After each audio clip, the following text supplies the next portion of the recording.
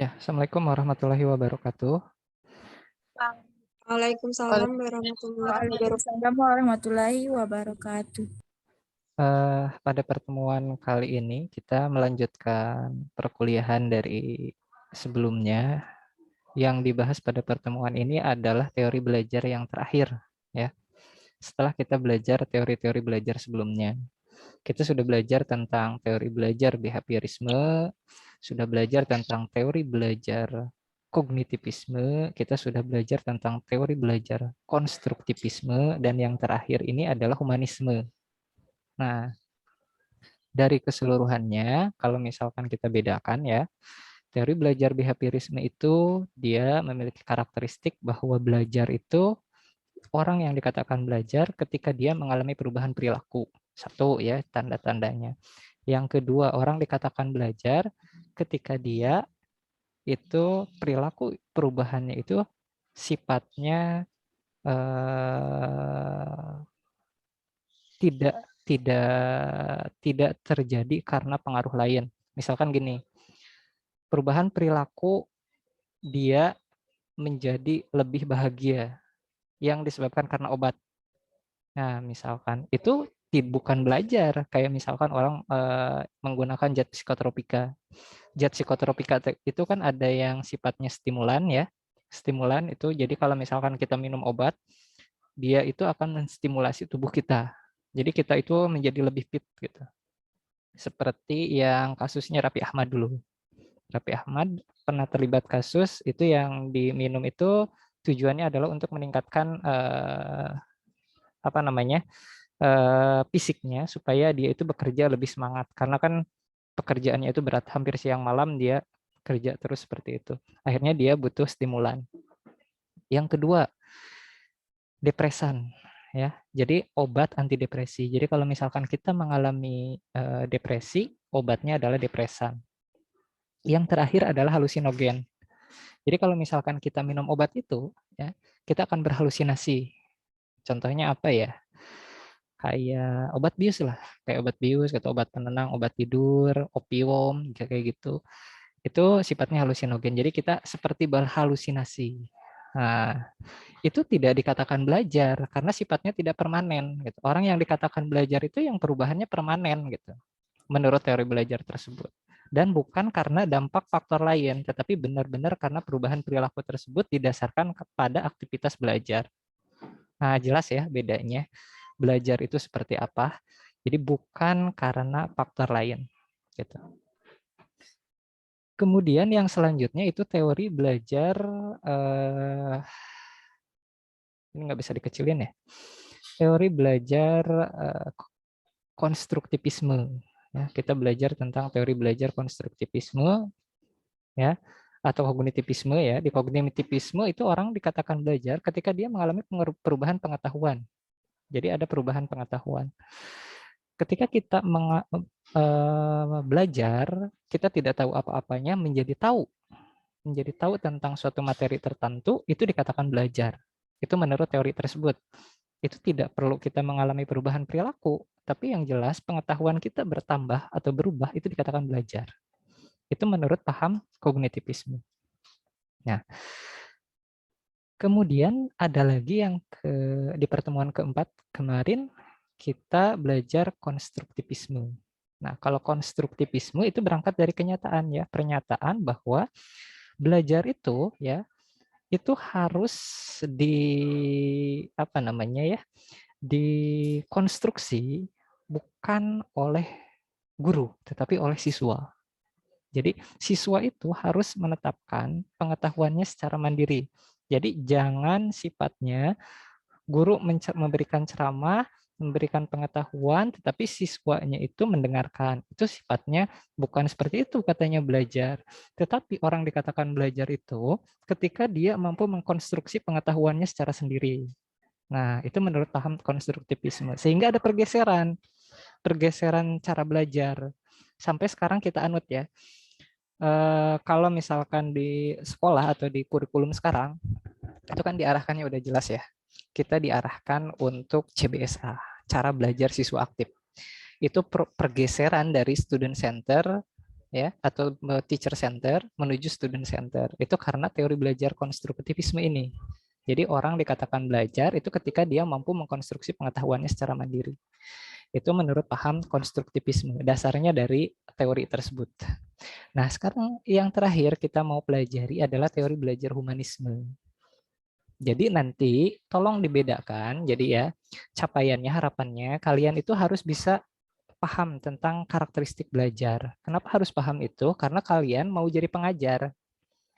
Kalau misalkan kita mau mengajar, itu harus paham dulu bagaimana cara orang belajar. Gitulah singkatnya, ya. Jadi kita harus paham dulu bagaimana cara orang belajar, kemudian bagaimana teori-teorinya. Karena apa ya? Teori belajar ini akan menjadi dasar bagi pengembangan model-model pembelajaran. Nanti ke model inquiry nih. Nah, nanti menganutnya teori belajar mana itu bisa dihubungkan seperti itu.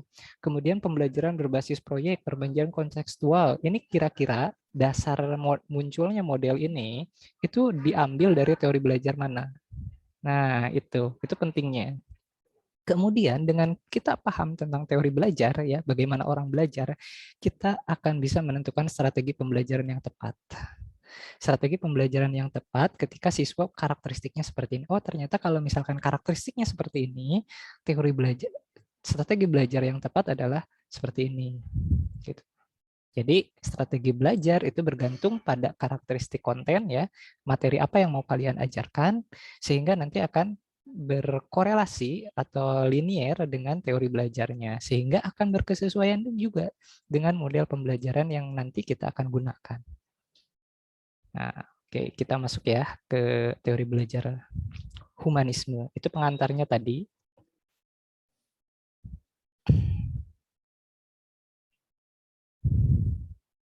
Kalau nggak salah ini halaman 30 itu ya.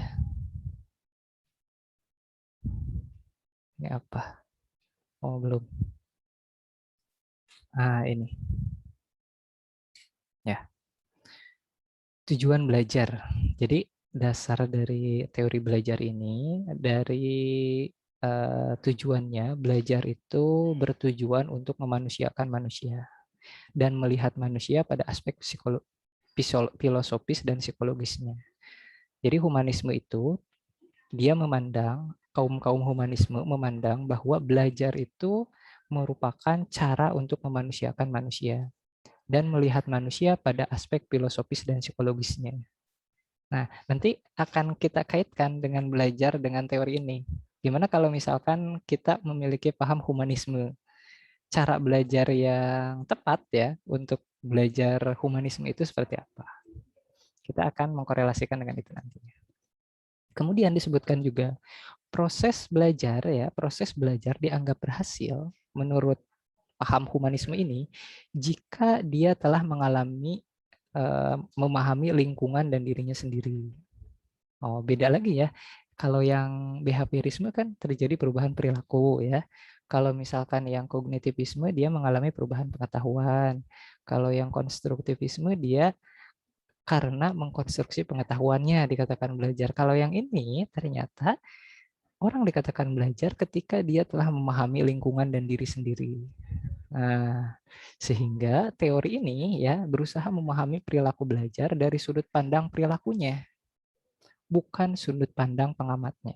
Jadi dilihat. Jadi kalau misalkan behaviorisme, dia mengalami perubahan perilaku. Nah, perubahan perilakunya itu siapa yang ngamati? Siapa yang mengamati perubahan perilaku itu? Gurunya. Tapi kalau ini beda. Orang dikatakan belajar itu yang tahu ya dirinya sendiri. Gitu. Singkatnya seperti itu. Bukan dari sudut pandang pengamatnya. Makanya disebutkan seperti itu. Tetapi sudut pandang orang yang melakukan belajar tersebut atau dari pembelajar. Bukan dari sudut pandang pengamatnya. Kemudian tujuan utama para pendidik adalah membantu siswa untuk mengembangkan dirinya, yaitu membantu masing-masing individu untuk mengenal diri mereka sendiri sebagai manusia yang unik dan membantu dalam mewujudkan potensi yang ada pada mereka sendiri. Jadi kalau misalkan dalam paham ini kita harus sifatnya belajar itu harus mengenal karakteristik siswa satu persatu. Dan belajar itu harus bisa mengakomodasi dan menyesuaikan dengan kebutuhan setiap siswa. Jadi sesuai dengan kebutuhan siswa. Kalau misalkan gini, pernah nonton film Three Idiots? Ya, dalam film Three Idiots itu bagaimana orang yang memiliki apa ya, disleksia ya penyakitnya, saya lupa lagi penyakitnya disleksia ya. Jadi dia itu memiliki karakteristik yang berbeda dari teman-temannya karena penyakitnya itu. Itu penyakit yang diderita Einstein juga. Nah, sehingga dia kurang bisa tentang perhitungan matematis gitu. Jadi otak kanannya itu lebih jalan dibandingkan dengan otak kirinya. Karena dia disleksia. Tetapi guru itu hanya melihat dari satu sudut pandang. Dia tidak memahami dari sudut pandang yang lainnya. Dan bahkan paradigma di orang tua pun, masyarakat, orang dikatakan pintar jika dia itu masuk IPA. Jika dia pintar matematika, itu dikatakan pintar, lebih pintar daripada orang-orang lainnya. Nah, orang tua pun sekarang gitu kan, ketika anaknya bisa masuk IPA gitu ya, sampai dia dileskan matematika gitu, itu orang tua merasa bangga. Gitu. Ketika anaknya ternyata hasil psikotesnya itu diarahkan ke bawah, wah berarti nilainya ini intelektualnya rendah. Padahal dari film tersebut kita bisa belajar bahwa dari sudut pandang yang berbeda, kita bisa melihat keunikan dari setiap individu. Nah, ternyata dalam salahnya ketika guru itu hanya melihat dari sudut pandang tertentu, ya sudut pandang dia harus bisa matematika. Semua siswa harus bisa matematika, semua siswa harus bisa bahasa Indonesia, semua siswa harus bisa apa yang guru tersebut ajarkan. Itu problem dalam pendidikan kita saat ini. Padahal kalau misalkan kita berasumsi pada teori belajar humanisme, ya belajar itu harus bisa menyesuaikan dengan kebutuhan peserta didik. Gitu.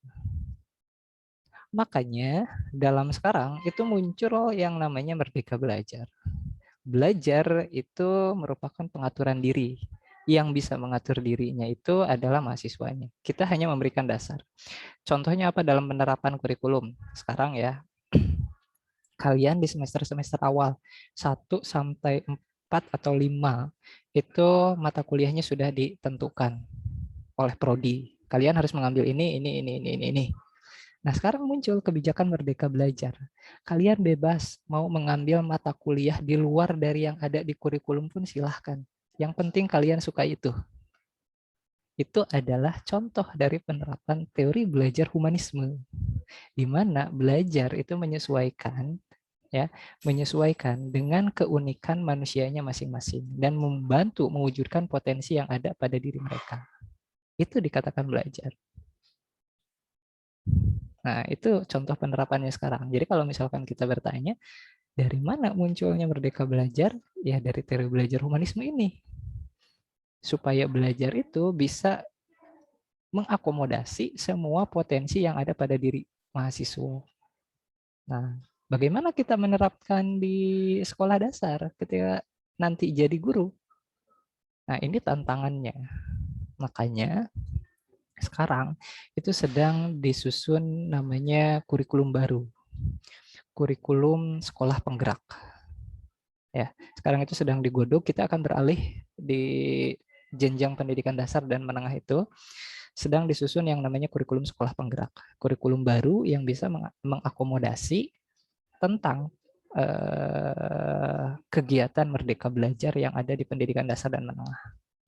Nah, kita akan pelajari sama-sama. Saya juga belum melihat detail ya draftnya seperti apa. Tetapi kalau misalkan melihat dari secara umum ya, kurikulum yang baru itu dia akan memberikan keleluasaan bagi guru untuk mengatur pembelajaran secara mandiri. Dan ini tentu akan berkesesuaian dengan teori belajar humanisme. Nah, nanti itu di sekolah dasar, kalau misalkan kita mengenal mata pelajaran ya, mata pelajaran 2 jam mata pelajaran, 3 jam mata pelajaran, nah nanti itu sistemnya akan menggunakan SKS. Jadi akan ada konversi. Jadi hampir sama dengan perguruan tinggi, kita harus beradaptasi dengan sistem SKS. Sama, sebenarnya sama ya. Kalau misalkan di sekolah dasar, 1 JP itu kan 50 menit. 1 JP itu 5 menit, 1 jam pelajaran itu 50 menit. Itu sama dengan 1 SKS nilainya. Cuman sekarang namanya SKS supaya bisa memberikan perbedaan bagi guru dengan JP. Kalau misalkan JP kan identiknya dengan teori gitu ya, dengan perkuliahan teori. Nah, nanti itu selama 1 tahun misalkan, 1 tahun itu kurikulumnya sudah jelas. Guru mau memberikan perkuliahan seperti apapun yang jelas selama 1 tahun tersebut harus memberikan bobot 252 jam untuk kegiatan. Pokoknya setahun itu harus tercapai 252 jam. Mau itu di hari libur maupun di hari longgar, misalkan kepotong hari libur kalau misalkan dulu ya kita kuliah kita memberikan materi di persekolahan atau misalkan kita kuliah kita sekolah di sekolah menengah misalkan. Ada hari libur nih, terlalu banyak hari libur misalkan di semester ganjil ataupun semester genap. Itu tidak menjadi tuntutan bagi guru untuk mengganti. Ya kalau misalkan hari libur ya udah hari libur. Nggak perlu ada penggantinya. Apalagi kalau misalkan itu hari libur nasional. Kecuali mungkin kalau misalkan ada rapat, misalkan mungkin diganti materinya dengan materi tambahan atau dibahas di pertemuan selanjutnya, langsung 2 materi tersebut. Tapi kalau misalkan nanti dengan sistem SKS yang baru, itu terserah kalian pertemuannya dipotong libur atau enggak.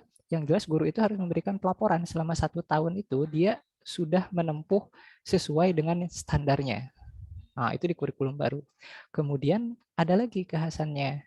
Kalau misalkan di kurikulum lama ya, di kurikulum lama itu kita mengenal yang namanya tidak mengenal yang namanya kebebasan ya, kebebasan bagi guru. Yang jelas, apalagi di sekolah dasar ya, karena ini PGSD, di sekolah dasar guru itu harus memberikan pembelajaran, misalkan ya, harus memberikan pembelajaran. Pembelajaran itu harus dilakukan secara tematik. Nah, kalau misalkan sekarang nggak ada penekanan pendekatan tematik, walaupun tetap disarankan, tetapi tidak diharuskan, diwajibkan. Kalau dulu kan di kurikulum 2013 kan karakteristiknya untuk sekolah dasar itu kan tematiknya. Sekolah dasar itu wajib dilakukan secara tematik. Gitu. Nah, yang kedua, kalau di kurikulum baru itu tidak ada penekanan terhadap tematik. Jadi tidak diwajibkan, tetapi kalau disarankan ya mau tematik ya silahkan, gitu itu lebih bagus. Kalau nggak tematik juga terserah. Yang penting ya, yang barunya dari sana, guru harus memberikan persentase minimal 25% untuk kegiatan proyek. Jadi siswa itu harus melakukan kegiatan proyek, baik itu di pendidikan dasar maupun di pendidikan menengah. Gitu. Jadi dari 100% selama 1 tahun aktivitas pembelajaran, itu 25%-nya harus ada kegiatan proyeknya. Gitu. Kalau dulu kan nggak ada ya. Kalau dulu nggak ada ya kreativitasnya guru. Kalau misalkan gurunya kreatif ya dia melakukan proyek. Kalau nggak kreatif ya dia nggak melakukan proyek. Kalau sekarang nggak, kurikulum yang baru disusun itu bobotnya 25% itu sudah ditentukan. Itu harus mewajibkan proyek. Kalau nggak ada proyek, nggak diakui misalkan. Atau misalkan nggak tahu ya dendanya nanti seperti apa nanti dendanya, apakah sertifikasinya nggak cair apa gimana gitu ya, itu belum tahu. Bentuk supervisi yang akan dilakukan jika standar tersebut tidak tercapai. Kemudian dari kurikulum baru itu yang menarik juga ya, kalau misalkan saya kemarin pelajari dari kurikulum yang baru itu ada yang namanya tentang kegiatan praimplementasi. Nah, yang mungkin kalau misalkan dulu kita amati ya, kurikulum 2013 itu seakan-akan tergesa-gesa gitu, penerapannya. Yang jelas di tahun pertama itu dianjurkan, semua secara serentak dianjurkan untuk menerapkan kurikulum 2013 walaupun tidak diwajibkan. Gitu. Yang jelas dianjurkan bahwa kurikulum 2013 itu harus diterapkan. Tetapi kalau misalkan sekarang itu enggak ada yang namanya program sekolah penggerak. Jadi melalui program sekolah penggerak itu guru-guru dia harus ada lembaga-lembaga ya yang di-hire untuk menjadi orang yang mensosialisasikan tentang sekolah penggerak. Gitu. Kalau misalkan dulu kan nggak ada ya, kurikulum 2013 ya diterapkan ya harus diterapkan gitu. Tapi tidak menjadi tuntutan apakah itu ada dilakukan melalui sekolah penggerak apa enggak. Kalau sekarang ada program sekolah penggerak. Itu semacam lembaga-lembaga pendidikan ya, seperti lembaga pendidikan perguruan tinggi itu dilibatkan dalam sekolah penggerak. Itu dari akademisi-akademisi dilibatkan, kemudian juga dari pihak-pihak lain ya, seperti lembaga Nahdlatul Ulama, PGRI, Muhammadiyah itu terlibat langsung dalam organisasi itu. Ya dan semuanya bisa terlibat ya dalam sekolah penggerak. Dosen-dosen PGSD pun ada yang di sini ya, ada di Universitas Alma Ata, ada juga yang mendaftar terkait dengan program tersebut ya. Nanti akan menjadi bagian yang mensosialisasikan terkait dengan kurikulum sekolah penggerak itu. Nah, itu yang menarik ya di kurikulum baru, dan itu sebenarnya kalau saya amati ya secara pribadi itu linier dengan teori belajar humanisme sebenarnya gitu. Kemudian sebelum sebelum lanjut ada yang ingin bertanya dulu terkait apa yang sudah kita bahas, silakan.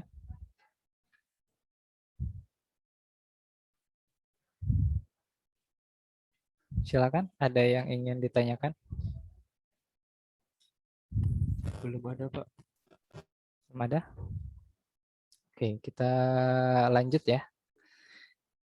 Ada beberapa teori, sebenarnya banyak ya, yang aliran dari teori belajar humanisme ini. Cuman hanya akan ada dua teori yang saya jelaskan, yaitu teori yang paling terkenal dari Arthur Combs ya. Jadi menurut Arthur Combs, itu banyak guru membuat kesalahan dengan berasumsi bahwa siswa mau belajar apabila materi pelajarannya disusun dan disajikan sebagaimana mestinya. Combs juga memberikan lukisan persepsi diri dan dunia seseorang dalam lingkaran yang terdiri dari lingkaran besar dan lingkaran kecil yang titik pusatnya ada di tengah-tengah. Nah, kalau misalkan kita memahami ini, kira-kira maksud dari ini apa ya? Ada yang bisa bantu saya menjelaskan nggak? Kira-kira kalau misalkan ini namanya gambar 2.2, representasi persepsi diri. Kira-kira persepsi diri seperti apa yang ingin diungkapkan oleh Combs tersebut? Yuk.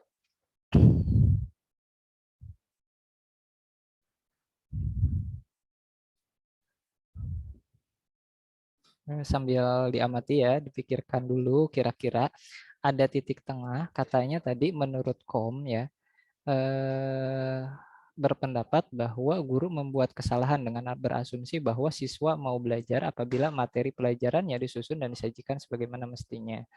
Memberi lukisan persepsi diri dan dunia seseorang seperti lingkaran yang terdiri dari lingkaran besar dan lingkaran kecil yang titik pusatnya ada di tengah-tengah.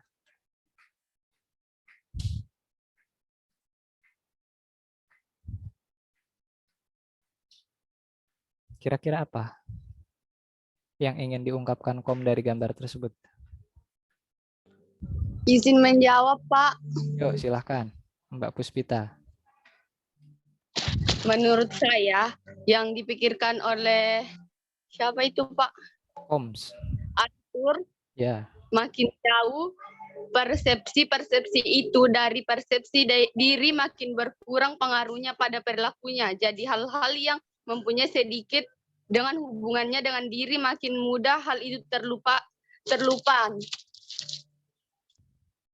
Oke, berarti kalau misalkan lingkarannya semakin besar, semakin apa? Kalau lingkarannya semakin besar, berarti?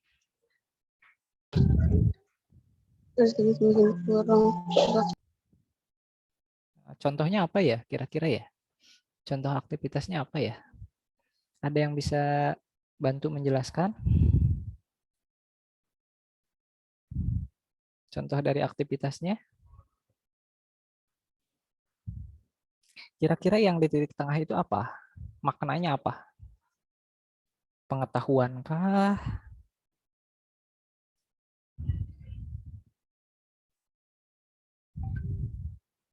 Yuk, yang lain silakan.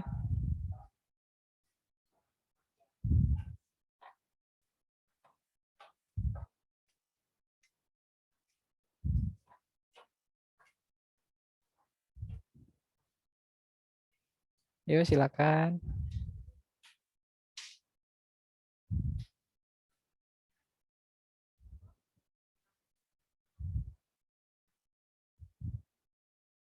Ayo Putri, coba Putri.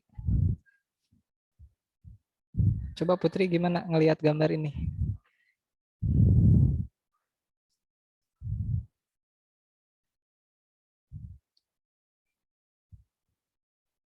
Putri kira-kira ngelihat gambar ini gimana Putri?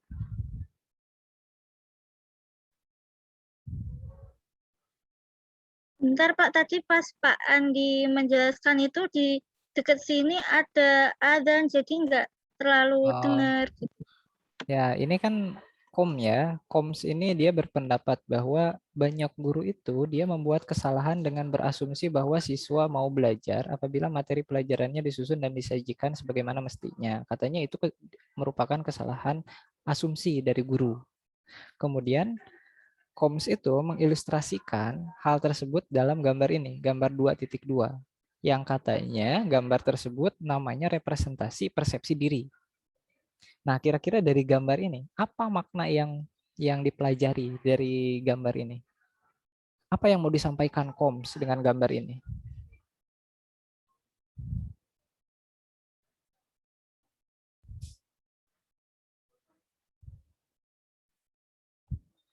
Apa ya? KOMS ingin menyampaikan apa ya kira-kira ya?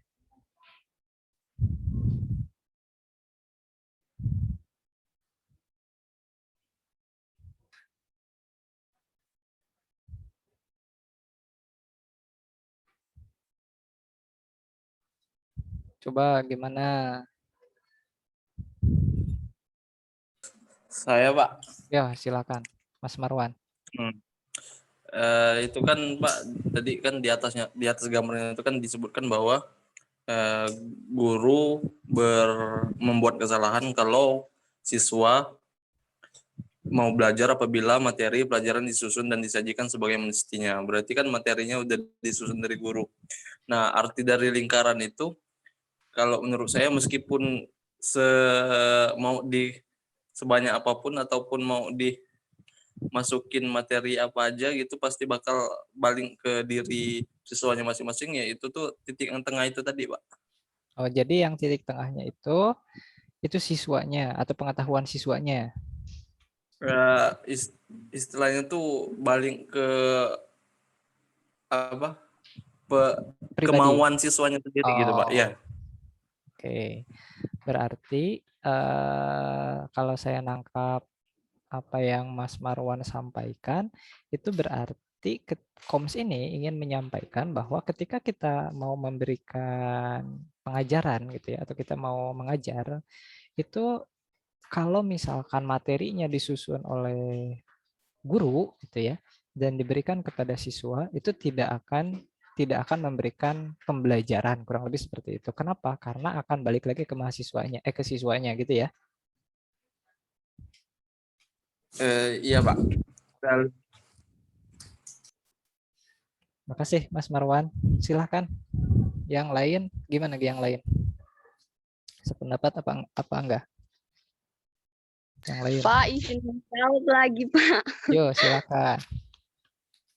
Kan dari yang saya tangkap Pak, bahwa kegiatan belajar seseorang bahkan guru tidak boleh memaksa sesuatu hal yang tidak disukai oleh siswanya. Oke, saya setuju. Jadi titik tengahnya kira-kira apa tuh? Titik tengahnya itu.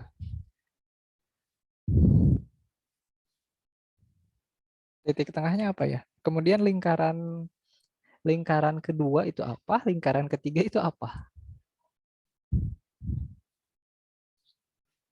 Kalau lingkaran kedua itu Pak, persepsi dunia. Oke, lingkaran kedua persepsinya ya. Yang paling besar itu Pak, persepsi dunia. Oke. Kalau lingkaran punya persepsi diri seseorang. Bagaimana Pak, betul? Lingkaran yang keduanya itu persepsi dirinya. Lingkaran kedua. Oke, gini aja ya. Saya nunjukin satu duanya dari mana. Satunya kita ambil dari sini aja ya. Kita biar sama-sama persepsi. Jadi takut ada yang berpikir ini satunya saya nilainya dari sini, gitu ya. Satunya dari sini ya. Saya tulis aja ya. Saya tulis aja. Ini yang paling ini 2 gitu ya. Kemudian lingkaran yang ini lingkaran 1. Kalau ini titik pusat ya, namanya kita sebut titik pusat. Nah, lingkaran yang 1 ini tadi Mbak sebutkan itu namanya persepsi dirinya, gitu ya. Kemudian yang kedua itu persepsi lingkungan globalnya, dunianya, gitu ya Mbak? Iya, Pak. Oke, berarti di sini yang titik tengahnya itu apa?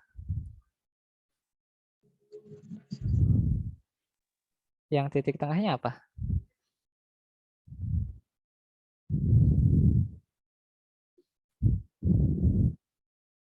Coba kita jadi saya selalu bilang ya, belajar itu bukan berarti kita hafal semua teori, tetapi kita bisa memaknai. Kita itu jadi orang yang bisa belajar, dari mendingan orang yang jadi bisa belajar dibandingkan orang yang segala tahu gitu. Karena pengetahuan itu bisa lupa loh. Saya ya, itu bidang saya dari kimia. Wah, kalau misalkan dulu itu sistem belajarannya saya suruh menghafal. Itu yang namanya sistem periodik, itu suruh menghafal. Sistem periodik itu Halinaka, RBCS, FR, kemudian wah itu. Sampai ke ada jembatan keledai namanya untuk menghafal itu. Ternyata pas saya sekarang berkarir, apa sih manfaatnya saya hafal kayak gitu?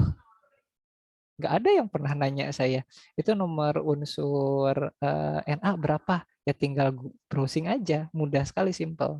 Tetapi apa yang bisa saya pelajari dari apa kegiatan saya dulu kuliah, dulu saya belajar, itu saya menjadi pribadi yang belajar. Gimana cara memperoleh pengetahuan, gimana cara mendeskripsikan suatu masalah, gimana cara menyelesaikan masalah, itu bisa diperoleh dari kegiatan belajar. Dan itu pun bisa diterapkan ketika Anda itu keluar dari kampus. Makanya kalau misalkan Anda itu kadang ya, saya sedikit cerita, saya itu sering berdebat sama teman itu. Karena mungkin dulu itu saya pendidikannya lanjut terus. Jadi S1, S2, S3 itu lanjut terus. S1 habis setelah selesai S1 itu langsung lanjut S2. Habis selesai S2 saya lanjut S3. Saya sampai didebati sama teman saya. Itu kamu kuliah-kuliah terus-terusan emang kamu bakal dapat apa, katanya gitu. Emang kenapa mendingan seperti saya, uangnya dijadikan modal usaha, jadi pekerja itu udah jelas gitu. Dapat keuntungan dari sana. Itu kata teman saya. Terus kamu kuliah, itu apa yang kamu peroleh gitu. Saya sampai bilang gini. Nah, sekalipun saya nggak dapat apa-apa ya selama kuliah, nggak ada misalkan pengetahuan yang saya hafal gitu, pengetahuan yang saya peroleh, tetapi saya bisa belajar bagaimana caranya belajar. Saya hanya bilang seperti itu. Karena kenapa? Ketika di konteks permasalahan ya, Anda coba bedakan. Bagaimana orang yang sudah terbiasa dengan cara belajar dengan orang yang tidak belajar. Saya tidak membandingkan orang yang kuliah dengan tidak kuliah ya. Orang yang tidak kuliah pun dia bisa mengalami aktivitas belajar. Tapi saya membandingkan orang yang belajar dengan yang tidak belajar. Setidaknya kalau misalkan di jenjang pendidikan formal, Anda tiap hari akan namanya ada kegiatan kuliah. Kalau misalkan Anda mengikuti gitu ya, itu ya kegiatan belajar itu harusnya akan secara rutin dilatihkan. Itu manfaatnya. Coba Anda bedakan bagaimana orang yang terbiasa belajar dengan orang yang tidak belajar dalam menyelesaikan masalahnya. Orang yang biasa belajar itu akan sistematis menyelesaikan masalahnya. Kita dapat masalah. Oh, kita punya permasalahan seperti ini. Bagaimana cara menyelesaikan masalah tersebut? Itu sudah terbiasa gitu. Kita nganalisis dulu, nguritin dulu. Oke, kita punya masalah seperti ini. Setelah punya masalah seperti ini, bagaimana cara kita menyelesaikan? Itu akan beda loh. Itu akan beda antara orang yang terbiasa belajar dengan orang yang tidak belajar. Silahkan amati teman-teman kalian, mungkin ada yang tidak kuliah atau berbeda, itu akan terbiasa. Orang yang biasa belajar dengan orang yang tidak belajar.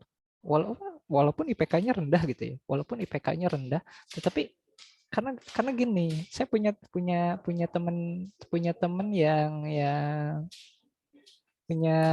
yang memang dia itu IPK-nya rendah gitu ya, IPK-nya rendah. Tetapi saya akui intelijensinya tinggi. Kenapa? Karena dia tahu bagaimana cara belajar. Gitu. Padahal IPK-nya rendah, dia orangnya malas-malasan loh. Ke kampus itu nggak pernah, kuliah nggak pernah masuk gitu. Tapi saya tahu dia itu sebenarnya orangnya pintar. Gitu. Karena dia bisa belajar dengan itu ya, dia memahami cara belajar. Gitu.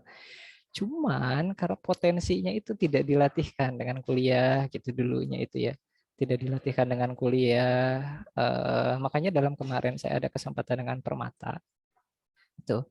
Oh, ada orang yang saya bandingkan, itu yang satu dia memiliki potensi untuk pintar, dan satu orang lagi dia memang tidak punya potensi untuk pintar. Nah, itu secara manusia kan sudah apa ya namanya? Sudah qadarullah gitu, seperti itu. Itu sudah takdirnya manusia, hal-hal yang tidak bisa di luar kehendaknya manusia. Ada orang yang sifatnya pintar sekali, ada orang yang sifatnya biasa-biasa aja. Itu sudah qadarullah dari hakikatnya. Tetapi bagaimana orang tersebut mampu mengembangkan potensinya? Gitu. Mampu mengembangkan potensinya. Katakanlah kalian akui introspeksi diri.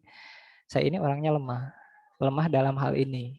Kalau misalkan Anda bandingkan Anda yang belajar dengan Anda yang tidak belajar. Nah, itu capaiannya akan beda. Saya dulu waktu S2 itu saya akui, saya introspeksi diri. Pas kuliah S1 saya kuliah di UIN Bandung ya, di UIN Bandung. Kemudian S2 saya pindah ke UPI, Universitas Pendidikan Indonesia. Nah, ternyata kemampuan awalnya itu berbeda. Saya itu kemampuan awalnya berbeda dengan mahasiswa-mahasiswa lainnya. Gitu. Kemampuan awal saya dengan mahasiswa yang lulusan dari UPI S1-nya itu berbeda. Saya tidak menyalahkan perguruan tinggi S1 saya karena mungkin memang sayanya pas waktu S1 saya tidak mau belajar. Saya berpikir saya tidak bisa seperti ini terus. Saya tidak mau jadi orang yang seperti ini. Akhirnya saya punya motivasi untuk berubah. Wah, itu pas saya waktu kuliah semester 2 ya, kuliah S2 semester 1 dan semester 2 itu adalah saya dalam belajar ya, saya akui itu adalah masa kerja keras saya. Masa kerja keras gimana saya bisa mengimbangi kemampuan awal yang sudah dimiliki teman-teman saya yang lulusan S1 UPI dengan yang kemampuan awal saya supaya saya bisa setara. Sampai bandingkan, sampai begini loh. Saya tuh ada teman saya, dia lulusan UPI. Dia belajar mau ujian itu cukup 1 malam. Saya belajar mau ujian itu sampai 1 minggu, 2 minggu, itu terus-terusan belajar materi itu. Tetapi nyatanya nilainya lebih besar dia loh. Itu semester 1, semester 2 saya akui seperti itu. Kata saya, dia itu padahal dia sambil bekerja, dia sudah menikah gitu. Tapi dia buat nilai bagus karena memang dia kemampuan awalnya udah bagus, orangnya pinter gitu ya. Dia hanya cukup seperti itu pun dia sudah mampu mencapai target. Tetapi saya beda.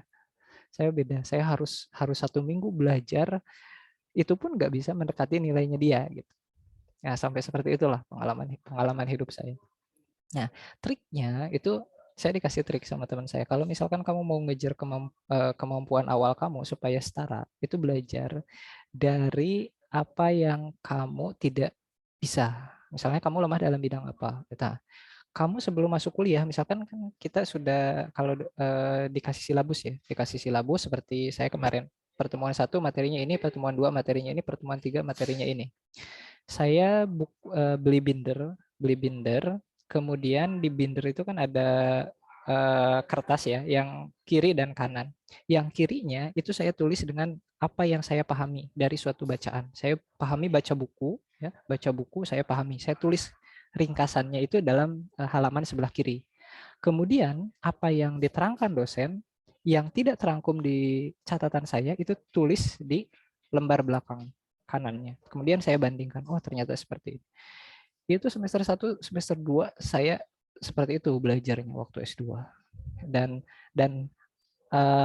saya tuh kenapa ya waktu itu tuh ngelihat IPK, sebenarnya ngelihat IPK. Waduh, saya kok pertamanya ya, karena memang pas waktu itu saya belum punya kesadaran diri.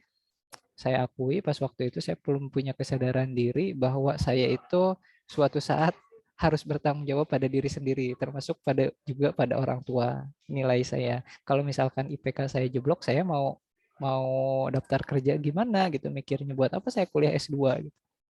Mikirnya seperti itu. Akhirnya S1 S2 itu saya belajar maksimal supaya nutupi itu, dan hasilnya itu baru saya peroleh semester 3. Semester 3 itu IPK saya hampir 4. Ya 3,9 sekian gitu IP semester 3 saya.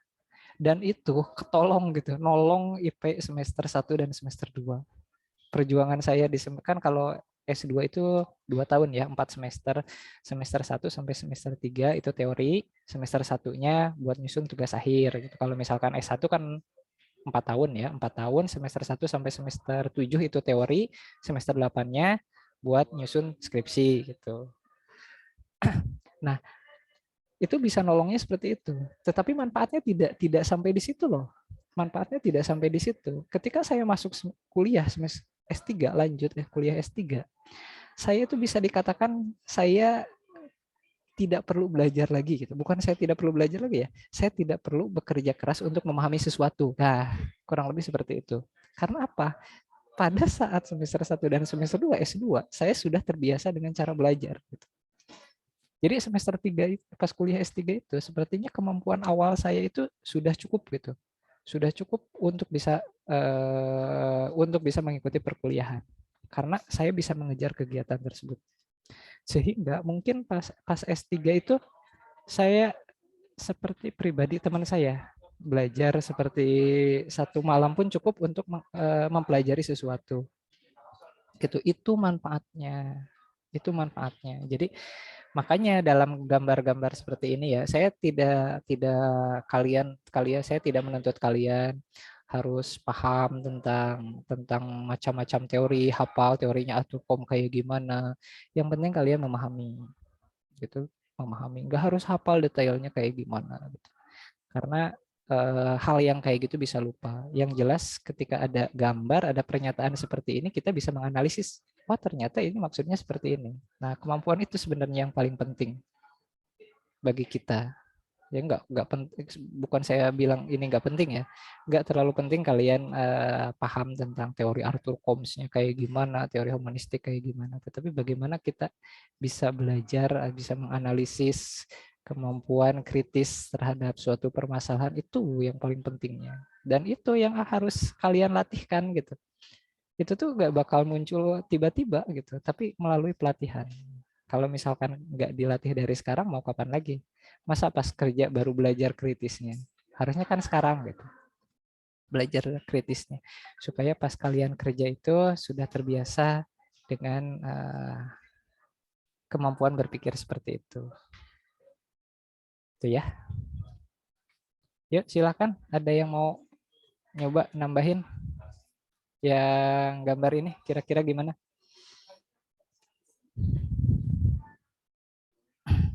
Yang tadi motivasi aja ya, motivasi supaya kalian tujuan untuk berkarir itu seperti itulah berpikirnya. Jangan sampai terlalu terjebak dengan yang namanya pemahaman teoritik. Bukan artinya nggak penting, tapi yang lebih penting itu adalah soft skill-nya. Karena itu yang akan kalian bawa. Yuk, kira-kira dari gambar ini, kalau misalkan tadi disebutkan di sini ya, guru itu dikatakan dia membuat kesalahan ketika guru tersebut menyusun materi, ya, menyusun materi sendiri dan menyajikannya untuk dipelajari siswa. Katanya asumsi seperti itu salah menurut Arthur Comms. Dan dia menggambarkan kesalahannya tersebut dalam gambar ini. Nah, kalau misalkan kita analisis gambar ini, kira-kira apa yang mau disampaikan Koms dalam gambar ini?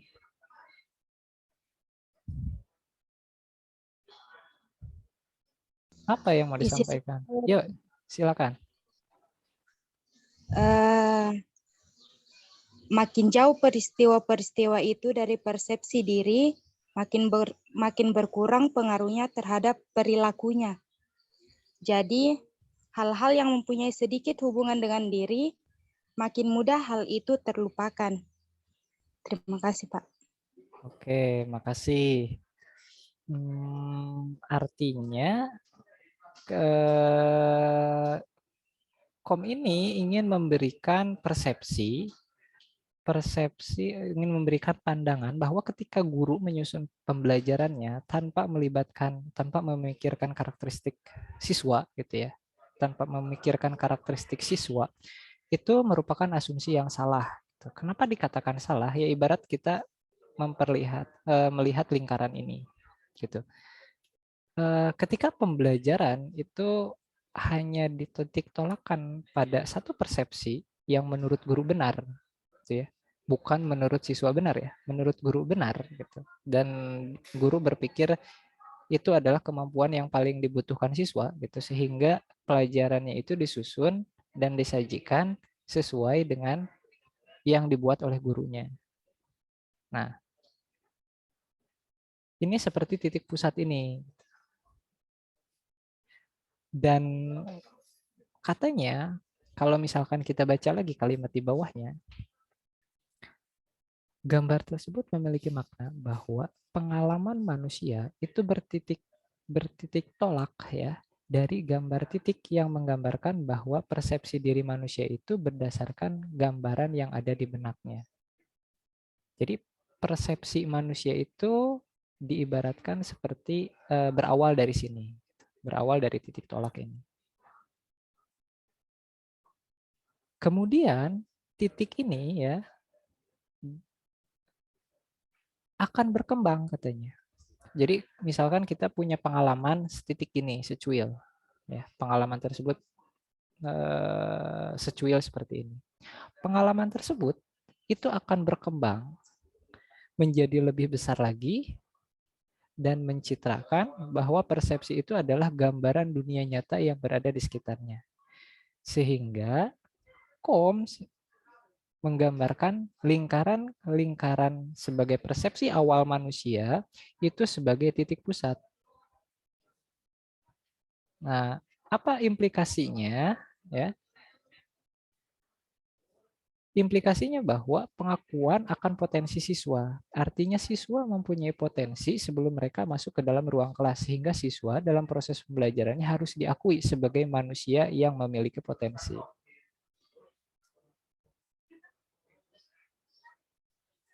Jadi katanya, ini katakanlah pengetahuan awal siswa. Ini potensi siswa ya, potensi siswa. Nah, guru itu harus mengakui siswa itu setitik apapun ya, sekecil apapun, semua siswa itu memiliki potensi. Ya seperti saya bilang tadi, jangan melihat dari satu sudut pandang. Misalkan indikatornya apa? Potensinya. Potensinya apa? Ketika dia bisa soal hitung-hitungan, dia bisa jumlah-jumlahan, dia bisa kurang-kurangan, pandai menghitung, itu dikatakan dia memiliki potensi. Sedangkan yang tidak pandai menghitung, dia dikatakan tidak memiliki potensi. Katakan begitu, jika indikatornya seperti itu. Itu kan hanya dari satu sudut pandang. Kalau misalkan kita berpikir seperti itu. Oleh karena itu, kita harus berpikir dari berbagai sudut pandang. Yang seperti saya contohkan tadi di film Disleksia. Ternyata kalau tidak salah ada adegan seperti ini di film tersebut ya, yang anak disleksia tersebut, dia itu menggambar tetapi dengan makna yang tidak bisa dibaca gitu. Dan ketika gambarnya dibalik ya, itu akan memberikan maknanya baru terlihat gitu. Karena dia punya cara berpikir yang berbeda dibandingkan dengan teman-teman yang lainnya. Nah, otomatis dalam KOMS juga mempercayai gitu. Jadi seorang guru ketika masuk ke dalam kelas itu harus percaya bahwa semua siswanya itu memiliki potensi. Walaupun setitik pengetahuannya itu. Dan tugas guru itu harus menyebarkan pengetahuan potensinya tersebut dengan cara berinteraksi dengan lingkungannya supaya semakin besar pengetahuannya itu, potensinya itu semakin potensinya itu tidak hanya satu titik tetapi lebih besar dibandingkan titik tersebut, atau mengembangkan potensinya itu dengan cara berinteraksi dengan lingkungannya. Sehingga menurut KOMS, belajar itu harus disesuaikan dengan potensi siswa. Nah, paham nggak maksud saya? Jadi titik itu adalah dikatakan potensi siswanya, ya. Kemudian titik besarnya itu adalah interaksi dengan lingkungannya. Jadi semua pengetahuan itu dikatakan titik yang kedua, yang paling luar pengetahuan itu. Nah, gimana kita bisa mengembangkan satu titik ini supaya siswa bisa memberikan pengetahuan yang diperoleh itu di titik 2, yaitu kita harus mengembangkan titik ini, mengembangkan potensinya. Mengembangkan potensinya, akhirnya potensi ini berkembang, muncullah titik ke-1. Supaya apa? Supaya dia bisa memperoleh pengetahuan. Dan masalahnya itu ya yang paling sulit dalam mengajar itu adalah menyesuaikan pembelajaran berdasarkan kebutuhan siswanya. Kenapa? Karena kita terikat dengan kurikulum. Kalau misalkan di Finlandia itu dikatakan the best education in the world. Jadi pendidikan nomor 1 itu kiblatnya sekarang ada di Finlandia. Nah, apa yang bisa kita pelajari dari pendidikan yang ada di Finlandia? Pendidikan di Finlandia itu dia untuk siswa sekolah dasar ya, untuk siswa sekolah dasar itu tidak menekankan pada konten-konten pembelajaran. Jadi di Finlandia itu siswa itu tidak harus belajar ini, tapi belajar berdasarkan pada kebutuhan siswanya. Kamu mau belajar apa? Ya itu yang pelajari gitu. Nggak ada yang namanya kompetensi inti, nggak ada yang namanya kompetensi dasar, nggak ada yang namanya standar kompetensi yang harus dipahami oleh siswa, itu nggak ada. Karena pada usia tersebut mereka itu tujuannya adalah mengenali potensi diri. Dan guru itu tugasnya mengembangkan potensi siswanya gitu. Anak ini nanti penilaiannya seperti ini. Anak ini potensinya, siswa ini potensinya adalah ini, siswa ini adalah potensinya ini. Dan nggak ada yang namanya buku berat-berat gitu. Sampai dikatakan kan dulu alasan kurikulum 2013 itu ganti karena terlalu banyak buku yang dibawa siswa. Makanya dikatakan siswa Indonesia itu pendek-pendek dibandingkan dengan negara-negara yang lainnya. Karena terlalu banyak buku yang harus dibawa atasnya gitu. Sehingga badannya jadi pendek-pendek, sampai ada kata seperti itu. Akhirnya muncullah kurikulum 2013 atau pembelajaran tematik. Supaya apa? Supaya semua materi itu jadi satu. Nah, harapannya kan itu kurikulum tematik itu tujuannya adalah untuk mempersempit materi, tuntutan materi yang memang dulu itu sangat banyak. Dulu itu sangat banyak karena setiap mata pelajaran kalau dulu itu kan beda-beda. Masih ada mata pelajaran ya kalau sebelum tematik itu. Saya masih ingat sebelum kurikulum 2013 itu kita pakai yang namanya KBK. Kita pakai yang namanya kurikulum berbasis kompetensi. Ya, di kurikulum berbasis kompetensi itu belum ada penekanan sekolah dasar itu harus tematik. Yang tematik itu baru penekanannya ada di kurikulum 2013. Ya karena itu pikirannya. Siswa SD itu kasihan. Saya melihat siswa SD katanya. Karena bukunya itu lebih berat dibandingkan dengan berat badan siswanya. Karena mata pelajarannya banyak. Dan sekarang pun kalau saya melihat sekolah dasar pun itu juga masih sangat banyak gitu. Masih sangat banyak materi-materinya, tema-tema yang harus diajarkan itu. Sehingga learning fun learning-nya itu nggak tercapai, pembelajaran yang menyenangkan, joyful learning-nya nggak tercapai. Itu beda kalau misalkan kita membandingkan dengan pendidikan-pendidikan yang ada di luar negeri.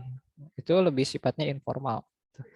Pada fase sekolah dasar itu siswa dibebaskan gitu. Dia mau belajar apapun itu disesuaikan dengan kebutuhan siswanya. Gitu ya. Oleh karena itu kita harus mengerti tentang karakteristik siswanya. Jadi ibarat titik ini, setiap siswa kita harus percaya. Jadi apa yang bisa kita pelajari dari teorinya Arthur Combs, ya? Apa yang kita bisa pelajari dari teorinya Arthur Combs, bahwa sebagai guru kita harus percaya setiap siswa itu, setiap murid kita itu dia memiliki potensi. Harus percaya itu. Kalau misalkan kita nggak ada potensi kayak gitu, apa implikasinya? Kita akan menganggap enteng, ya udahlah pembelajaran saya fokus ke siswa ini saja, karena siswa ini nggak usah diajari, nggak usah dipedulikan gitu. Jadi dia nggak ada potensi untuk itu, karena kita hanya melihatnya dari sudut pandang gitu. Kita hanya berpikirnya dari satu sudut pandang. Kalau misalkan Arthur Combs, ya, dia teorinya kita harus belajar itu dari berbagai sudut pandang, dan kita percaya tugas guru itu harus percaya bahwa semua siswa itu dia memiliki potensi untuk mengembangkan diri.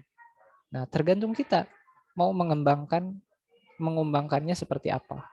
Bagaimana kita menyusun pembelajaran sesuai dengan karakteristik potensi siswa tersebut. Gitu.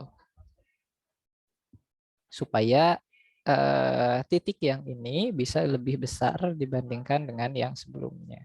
Itu yang dimaksud dengan teorinya Arthur Combs. Oke, kita lanjut. Sekarang kita masuk ke teori kedua nih. Atau ada pertanyaan dulu dari yang teori pertama dari Arthur Combs?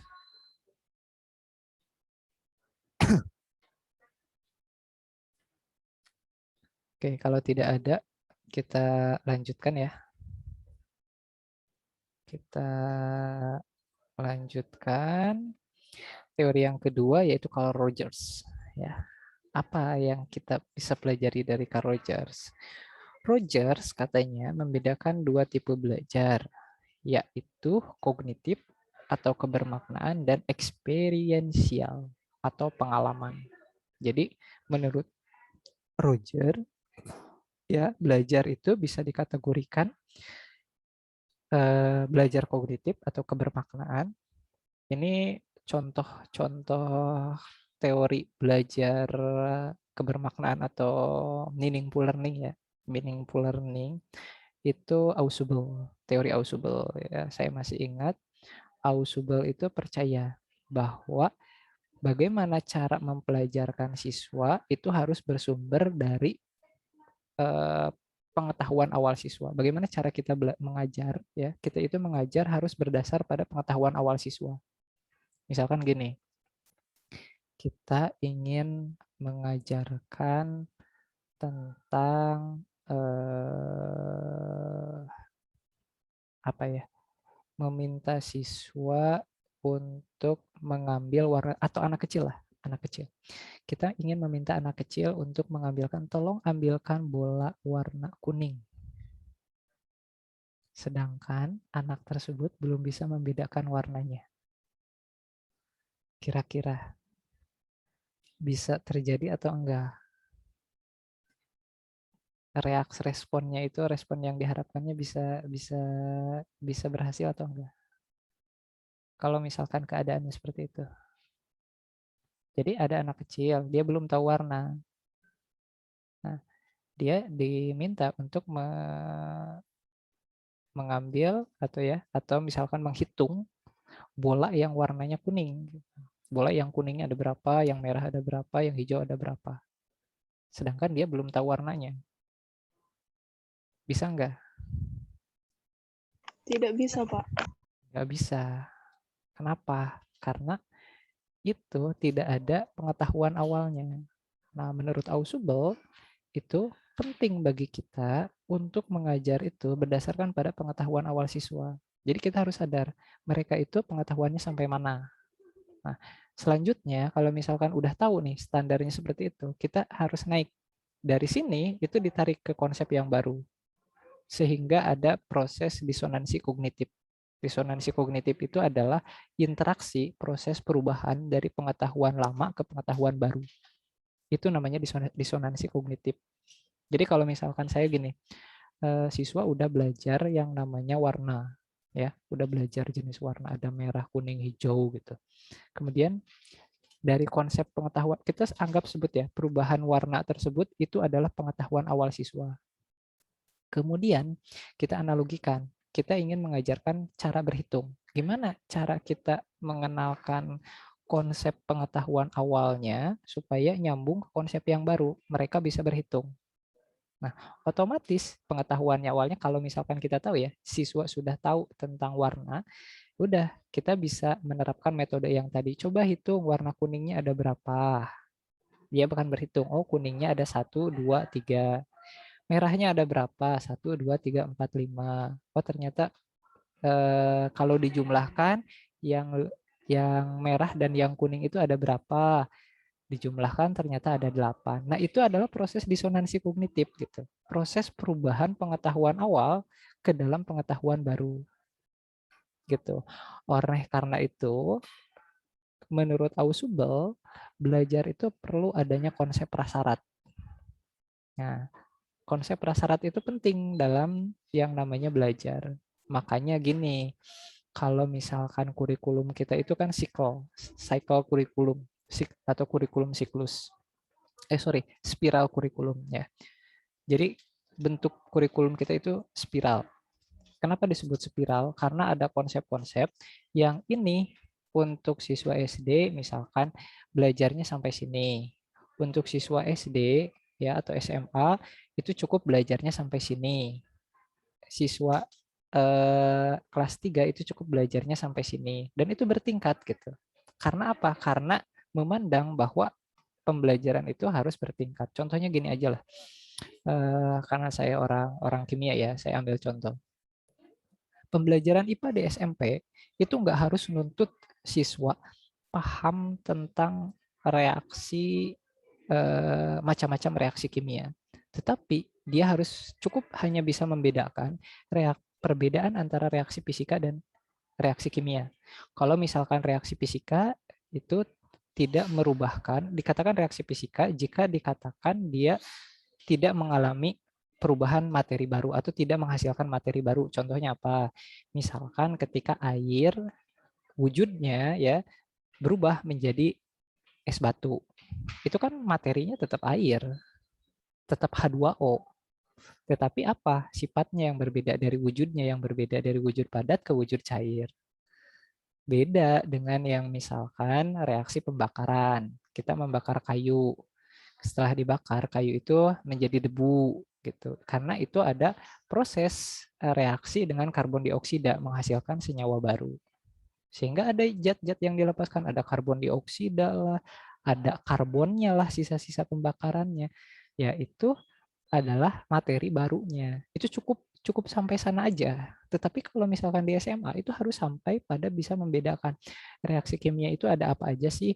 Wah ternyata ada reaksi substitusi, yaitu reaksi penggabungan antara A dan B menghasilkan reaksi AB. Kemudian ternyata ada reaksi eliminasi. Ketika AB direaksikan dengan C itu akan menghasilkan AC. B-nya hilang karena eliminasi. Ada reaksi pergantian. AB direaksikan dengan CD menghasilkan AC dan DB. Itu reaksi pergantian. Itu bisa sampai ke sana gitu. Ada tingkatannya. Itu tujuannya apa? Untuk memberikan koneksi antara pengetahuan awal dengan pengetahuan baru. Kita mempelajarkan pengetahuan baru itu berdasarkan pada pengetahuan awal siswa. Itu ya. Oke. Kemudian ada yang namanya experiential learning. Ya, kalau tadi kebermaknaan dalam belajar ya menurut Rogers tersebut atau meaningful learning, kalau yang ini adalah experiential learning. Jadi belajar itu berdasarkan pada pengalamannya atau signifikansinya. Menurut Roger ini penting kalau experiential itu Belajar itu dikatakan belajar jika belajarnya tersebut memberikan pengalaman belajar bagi siswanya. Gitu. Kalau misalkan tidak akan memberikan pengalaman, siswanya tidak akan ingat. Gitu. Ya, ini kayak kita aja ya. Pengalaman yang seperti apa yang akan kita ingat. Itu kan kita bisa tahu sendiri ya. Pengalamannya yang berkesan, misalkan bagus banget atau jelek banget. Itu pasti akan ingat. Itu akan menjadi pengalaman kita, baik itu pengalaman pahit ataupun pengalaman manis. Gitu. Itu juga dalam belajar gitu. Kalau misalkan belajarnya biasa-biasa aja, itu tidak akan menjadi pengalaman, gitu.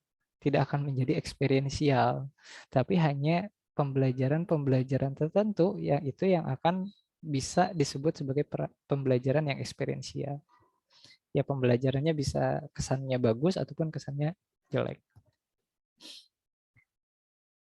Kemudian ada beberapa yang disarankan oleh Rogers ya dalam belajar. Itu pertama, menjadi manusia berarti memiliki kekuatan yang wajar untuk belajar. Siswa tidak harus belajar tentang hal-hal yang tidak ada artinya. Ini kan berkesesuaian dengan teori belajar humanistik, bahwa orang itu belajar harus sesuai dengan kebutuhannya, apa yang mereka mau pelajari. Gitu. Makanya kan kalau misalkan dalam konten-kontennya anak Deddy Corbuzier itu kan Aska itu dia agak kalau nggak salah punya apa ya punya kekhasan juga gitu dalam cara belajarnya. Kalau nggak salah matematikanya rendah, tetapi di bidang lain, di bidang kreativitas lain, menggambar ataupun yang lain, atau misalkan berkomunikasinya agak susah dalam berkomunikasi, tapi dalam bidang lain bagus. Nah, sampai ketika di sekolah itu selalu dihakimi oleh gurunya bahwa siswa itu harus gini. Siswa ini tidak bisa ini gitu. Sampai dalam setiap podcastnya gitu ya, Dedi selalu bilang kalau misalkan kamu mau jadi guru, berarti kamu memaksa siswa untuk belajar seperti dirimu gitu. Harusnya orang belajar itu ya kamu harus bisa mengembangkan potensi siswanya, bukan memaksa siswa itu menjadi kamu gitu, menjadi yang kamu inginkan gitu. Makanya dalam setiap podcastnya kan gitu, karena ini dari dasar teori belajar humanisme itu gitu. Belajar itu harus disesuaikan dengan potensi karakteristik peserta didiknya.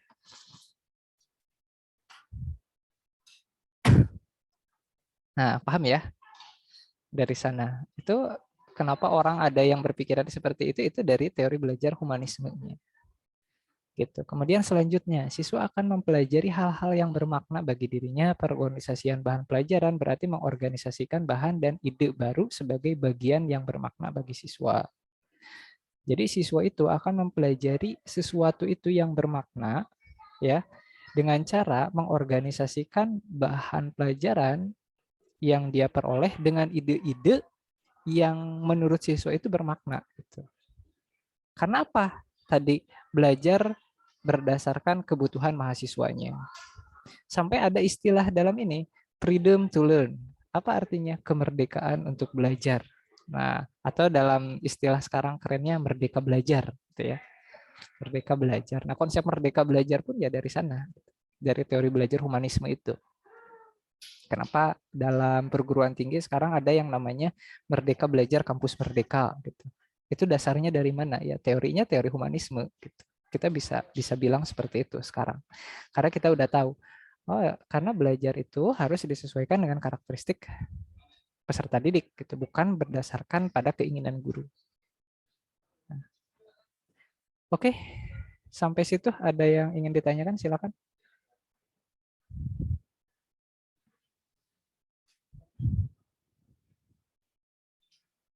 Jadi apa yang kita bisa pelajari dari teori belajar ini? Nah, ini kalaupun tidak hanya dalam belajar ya, tidak hanya dalam belajar, ketika kalian jadi orang tua pun ya seperti itu. Ketika punya anak, misalkan suatu saat nanti perkembangan anak kalian berbeda dari anak yang lainnya, sadari bahwa setiap anak itu punya potensi. Sadari tentang teori humanisme gitu. Jadi jangan sampai gara-gara perkembangan anak Anda atau kalian itu berbeda dengan perkembangan anak yang lainnya sampai memaksa anak atau misalkan agak menghakimi anak, itu berarti teori humanismenya itu belum ditanamkan dalam dirinya.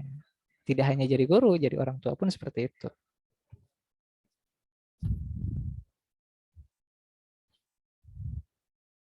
Yuk silahkan, ada yang ingin komentar terkait dengan teori ini?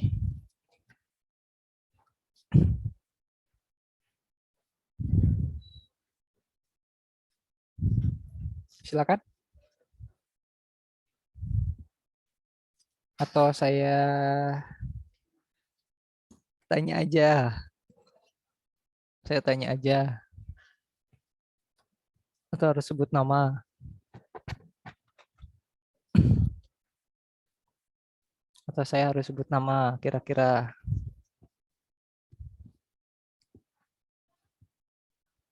Nah, kalau tidak ada yang komentar,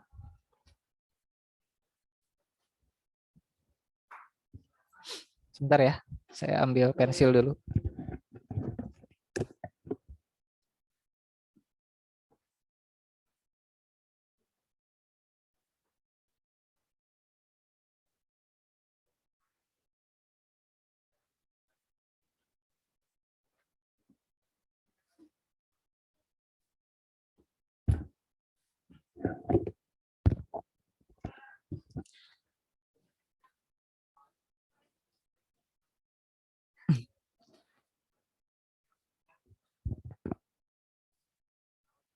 Ini tuh kelas 1, kelas 2 ya? Kelas 1, Pak. Kelas 1, Pak. Oke. Alpiah Intan Mardiasih. Mbak Alpiah Intan Mardiasih. Iya, Pak. Apa yang Anda pelajari dari teori humanisme ini?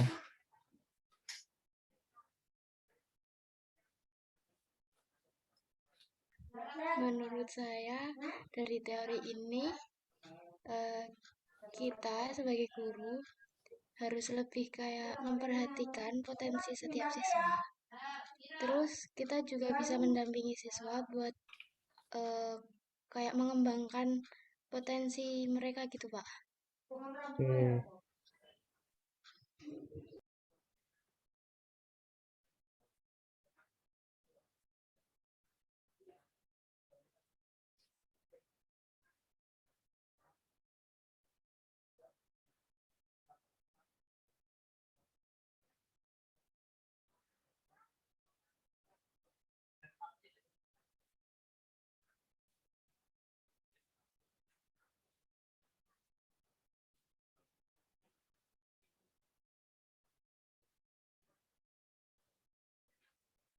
Yang lain? Silakan.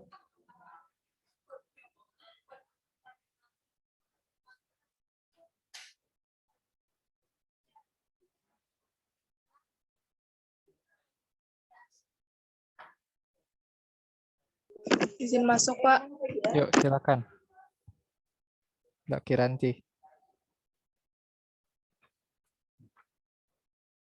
Menurut saya, yang saya pahami, jadi teori humanistik itu kita sebagai guru harus mengetahui potensi yang dimiliki siswa. Jadi kita sebagai guru itu mendampingi siswa bagaimana caranya untuk mengembangkan potensi yang mereka miliki. Seperti itu, Pak. Oke, terima kasih Mbak Kiranti.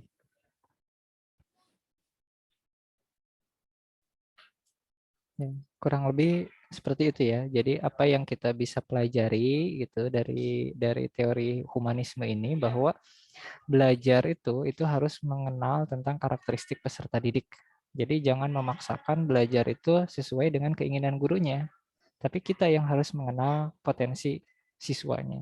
Sehingga materi yang kita siapkan itu harus menyesuaikan dengan potensi siswanya. Hakikatnya kan seperti itu. Oke, Mbak Ana Khairun.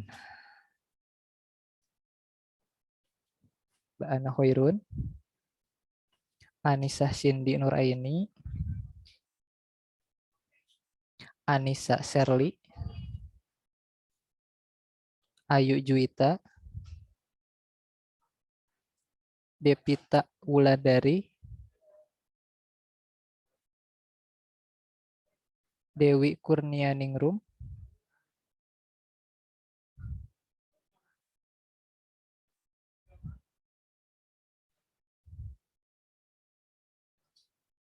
Dewi Kurnianingrum, Diah Ayu Puspaningrum. Kalau yang ada bilang hadir ya. Diah Ayu Kotrunada. Hadir. Siapa? Yang udah disebut. Hadir. Dewi, Pak. Saya ulangi lagi ya. Yang ada bilang hadir. Ana Hoirun Akibah, Anissa Cindy Nuraini, Anissa Serliana Putri, Hadir, Pak. Ayu Juwita Tamher, Depita Wulandari,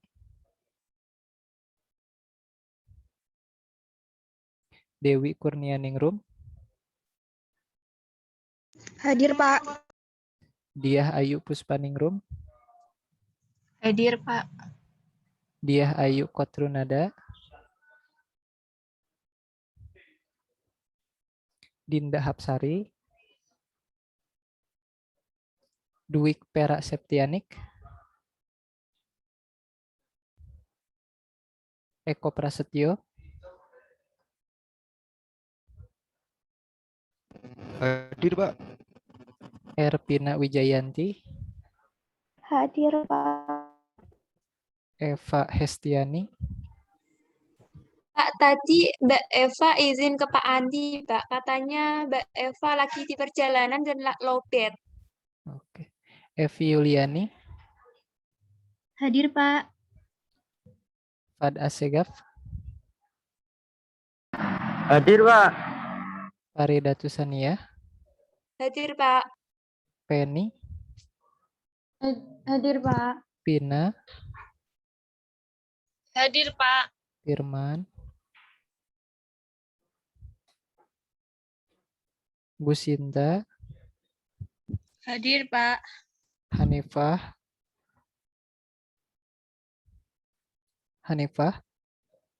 Henny,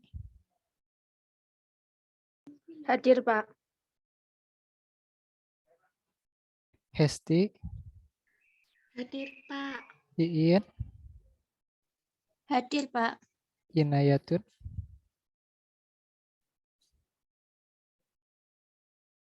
Istiqomah, Hadir, Pak. Junita,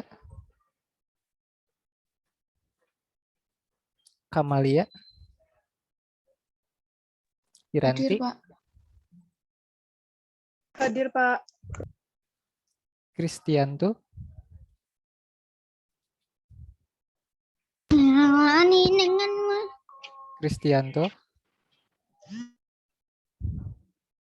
Kristianto, Laili,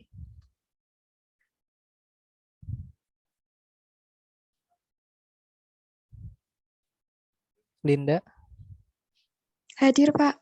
Marwan, Muplihatun, Marwan hadir, Pak. Hadir, Pak. Muhammad Sani, Hadir, Pak. Muhammad Jamaluddin,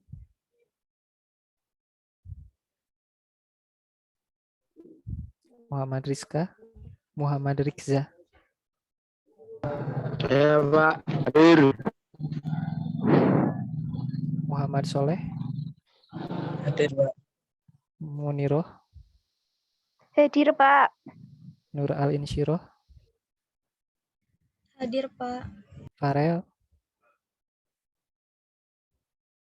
Putri, Hadir, Pak. Rahma, Hadir, Pak. Alma, Buana, Hadir, Pak. Elsa Rundung Padang, Hadir, Pak. Indah,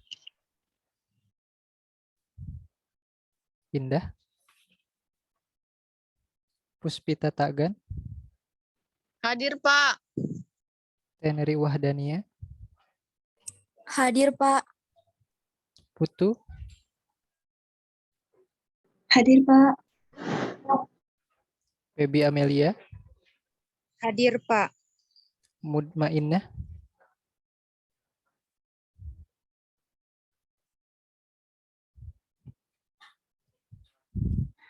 Mbak nanti minta tolong ya dikabari Bu Mbak Indah sama Mudmainah. Kayaknya udah 2 pertemuan Zoom-nya nggak masuk.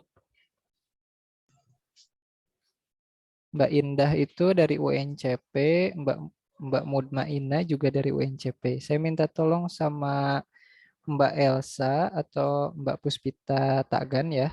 Nanti tolong diingatkan ya. Baik, Pak. Oke. Baik, Pak. Ya. Ada yang Mohon ingin maaf, saya belum. Ya, siapa? Siapa yang belum? Aku hadir, Pak. Siapa? Okni hadir. Okni. Okni, oh iya. Ada lagi yang belum keabsen? Marwan udah. Siapa? Marwan. Siapa? Gak jelas suaranya, Mas. Marwan, Pak. Marwan, sudah. Mas Marwan sudah. Sudah semua? Izin masuk, Pak. Ya, silakan. Tadi suaranya Bapak nggak kedengaran, kegangguan sinyal. Siapa? Anissa Cindy, Pak. Anissa Cindy. Ada lagi? Ayu Juwita hadir, Pak. Ayu Juwita. Saya, Pak. Siapa? Putu Muriani. Siapa? Putu Muriani, Pak.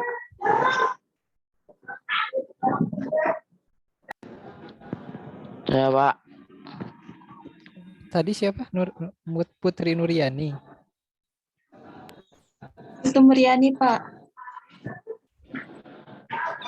Itu kayaknya nggak ada namanya ya. Nomor urut berapa ya? Atau diketik di ini, Mbak? Diketik di chat. Namanya nggak terdengar jelas.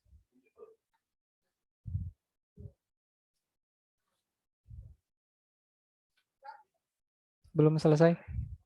Belum selesai. Belum selesai ngajarnya. Ya. Ada lagi yang belum keabsen? Putu Muriani. Mbak Putu Muriani ini dari PGSD kan? Dari Universitas Ya, Al-Azhar. Pak. Kok nggak ada ya namanya ya?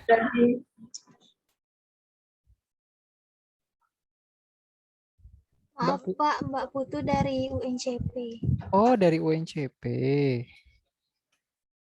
Mbak Putu. Oh ya. Apa tadi gangguan sinyal? Oke.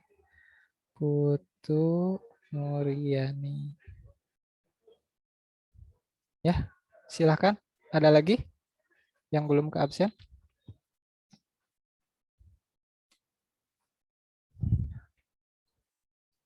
Oke, sudah semua ya.